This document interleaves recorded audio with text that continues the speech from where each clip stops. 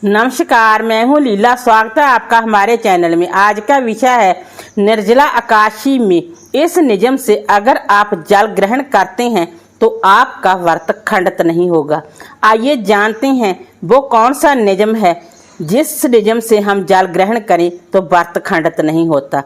एकादशी तिथि साल में 24 बार आती है, लेकिन ज्येष्ठ माह में आने वाली एकादशी व्रत को सभी एकादशी में श्रेष्ठ माना गया है। इसे निर्जला एकादशी के नाम से जाना जाता है। भगवान श्री हरि विष्णु को समर्पित इस व्रत में अन्न जल ग्रहण नहीं किया जाता है, लेकिन तय नियम से जल पीने की भी मनाही नहीं है। जानिए वो क्या नियम है। हिंदू धर्म में एकादशी का व्रत अति महत्वपूर्ण माना गया है। पूरे साल में 24 एकादशियां आती हैं, लेकिन जब अधिक मास या मल मास पड़ता है तब एकादशी कुल मिलाकर 26 के करीब हो जाती है।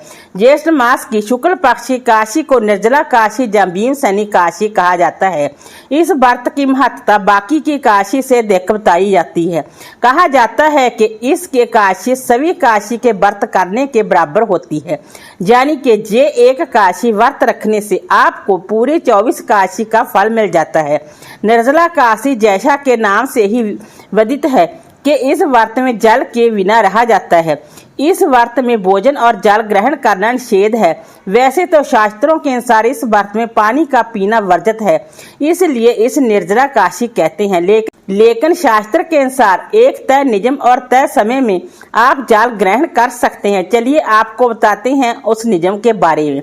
वैसे तो ऐसी मान्यता है कि निर्जला एकादशी व्रत का पूर्ण फल तभी प्राप्त होता है जब अगले दिन व्रत का पारण करके जल को ग्रहण किया जाए।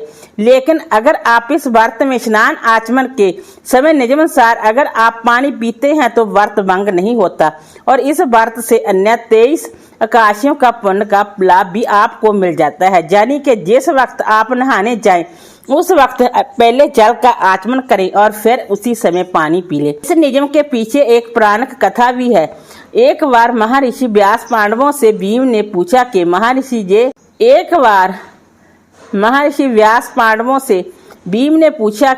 महर्षि ये बताइए कि युधिष्ठिर, अर्जुन, नकुल, सहदेव, माता कुंती और द्रौपदी सभी एकादशी का व्रत करते हैं, लेकिन अपनी उदर अग्नि के चलते ये व्रत नहीं कर पाता, तो क्या कोई ऐसा व्रत है जो मुझे 24 एकादशियों का फल एक साथ दे सके। महर्षि व्यास जानते थे कि भीम भोजन के बिना नहीं रह सकते। तब व्यास जी ने भीम से कहा कि तुम ज्येष्ठ शुक्ल निर्जला एकादशी का व्रत रखो, क्योंकि इस व्रत में स्नान आचमन के समय जल ग्रहण से दोष नहीं लगता और सभी 24 एकादशियों का फल व्रत करने वाले को मिल जाता है। वीडियो अच्छा लगा हो तो लाइक कीजिए, शेयर कीजिए, सब्सक्राइब कीजिए। Thanks for watching this video.